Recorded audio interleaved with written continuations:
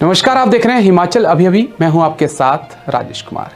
जयराम ठाकुर एक शालीन नेता हैं। ये शब्द पूर्व सीएम और हिमाचल की राजनीति के कदावर नेता स्वर्गीय वीरभद्र सिंह के हैं।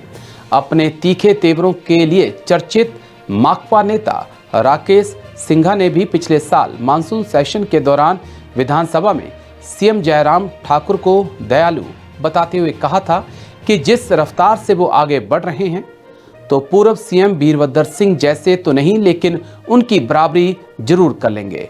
वर्ष 2017 में सत्ता संभालने के बाद मार्च 2018 में जब जयराम ठाकुर का मुख्यमंत्री के तौर पर पहला बजट सेशन था, तब 13 मार्च 2018 को कांग्रेस के वरिष्ठ नेता रामलाल ठाकुर ने विधानसभा में जयराम ठाकुर को नौजवान, सुंदर और सहनशील बताया था।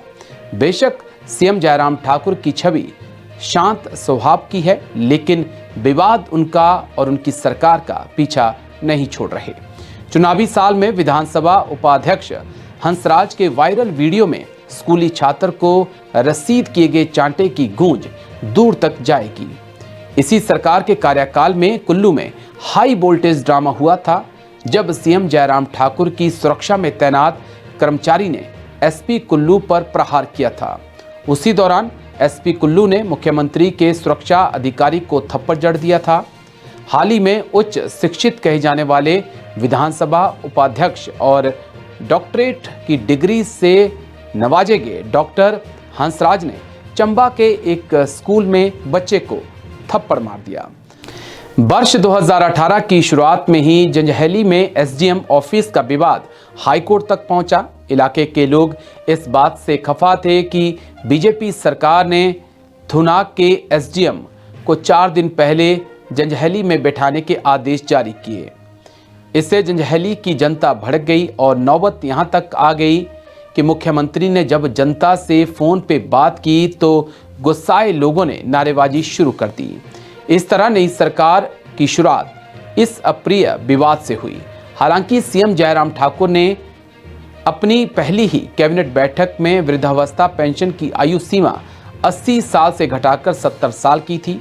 इस फैसले को सभी ने सराहा था, लेकिन इस फैसले के बाद नए साल में 2018 में जंजैहली विवाद हो गया। 2018 में ही नूरपुर में स्कूल बस हादसा हो गया। इस हादसे में 27 बच्चों की जान चली गई। तब ये आरोप लगा कि बच्चे के शव परिजनों को 3 घंटे देरी से सौंपे गए, क्योंकि सीएम घटनास्थल पे आने वाले थे। इस दुखद घटना पर भी सरकार को अप्रिय विवाद का सामना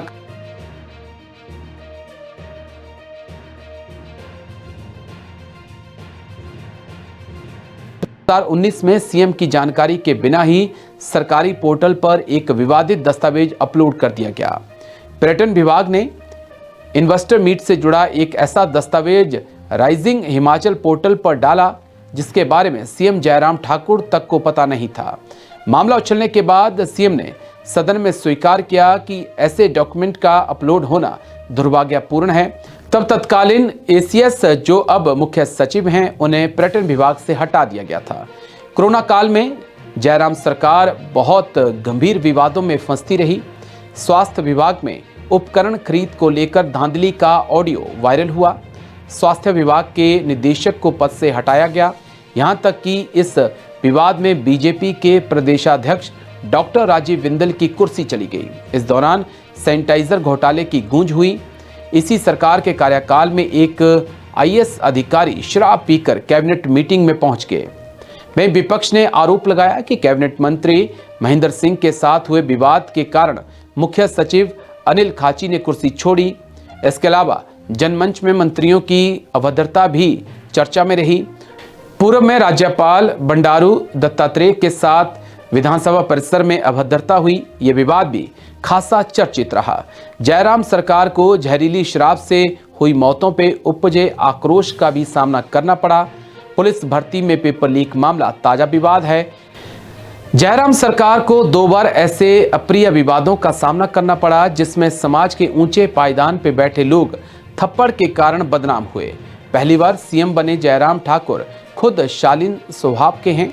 इस सरकार के कार्यकाल में 7.5 लाख लोगों को सामाजिक सुरक्षा पेंशन मिल रही है। हिमाचल में 60 वर्ष के बुजुर्गों को पेंशन दी जाती है। पहले ये आयु सीमा 80 साल थी। इसी तरह गंभीर बीमारियों से पीड़ित मरीजों को हर महीने 3,000 रुपये की आर्थिक सहायता दी जाती है। यह सामाजिक सुरक्षा के क्षेत्र में बेहतरीन कार्य है, लेकिन विवादों के साए में इन अच्छे कार्यों की उजली छवि धूमिल पड़ जाती है। मनोवैज्ञानिक डॉक्टर आरसी शर्मा का कहना है कि कई बार समाज में सत्ता और प्रतिष्ठा मिलने से व्यक्तित्व में अहम के कारण परिवर्तन आ जाता है। इसी वजह से ऐसी परिस्थितियां पैदा हो जाती हैं जिसमें लोग आपा खो बैठते हैं। कहा भी जाता है कि पद मिलने पर मद आ जाता है और सत्ता का नशा सर चढ़कर बोलता है। डॉक्टर शर्मा का कहना है कि सामाजिक जीवन में ऊंचाई को प्राप्त लोगों से अच्छे और नर्म व्यवहार की उम्मीद की जाती है। तो स्पेशल रिपोर्ट में मेरे साथ इतना ही। प्रदेश की खबरों के लिए देखते रहिए हिमाचल अभी अभी।